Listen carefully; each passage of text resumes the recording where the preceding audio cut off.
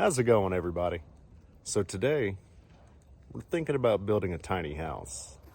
Okay, let's go ahead and get the preview out of the way. And yes, this is all made from reclaimed materials. These are the lucky quail that are getting a new home. And yes, we hatch them in our kids' room. To start, we need to stiffen the sidewalls by adding supports. Here's a chance for me to use my favorite tool, the Japanese pull saw. We're not going to measure anything today. Since everything's technically on its second use, we're just going to draw a line and cut. There's no need to be super accurate.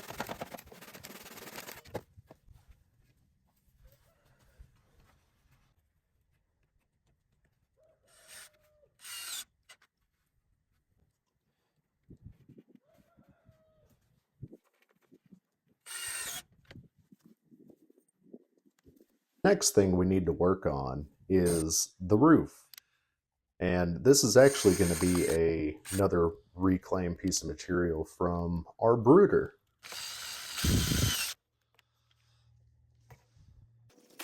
Here we have some corrugated plastic siding left over from a previous project.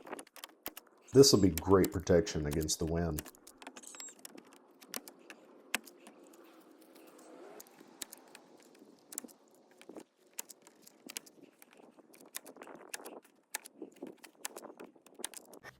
Now we can trim down some 1x3s to make the base for the same plastic that's going to go on top. This will aid in rain protection as well as a great little roof to block the sun.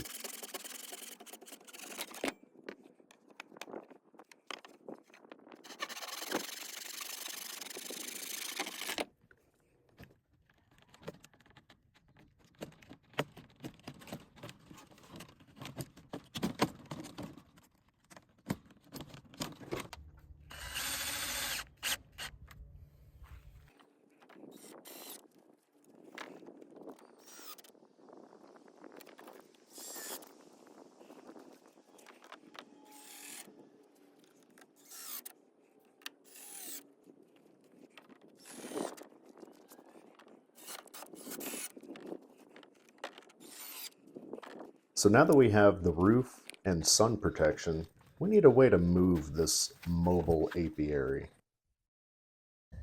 We're actually really big fans of this plastic coated braided cable because it never breaks. We added a cut piece of garden hose just so it would be a little bit more comfortable. Here's the cable lock system that needs to be removed so the eyelets can be screwed into the forward-facing wall. This is, if you haven't already figured out, going to be our handle.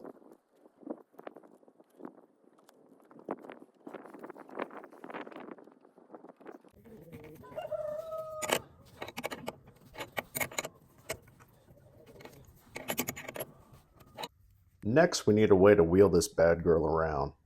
I'm actually going to use 2 lawnmower wheels, and these sit on a 1/2-inch bolt. And to make that hole, I'm going to use this nice little 1/2-inch auger bit. All we have to do now is drill the holes and pop the wheels on.